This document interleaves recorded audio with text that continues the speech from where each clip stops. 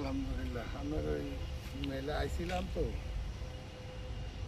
এর লাগে ওই আমার এক লোকের নাম্বারটা লইলাম। আগের নাম্বারটা তো বন্ধ, যোগাযোগ না কিছু। আমার ফোনটার কী অবস্থা?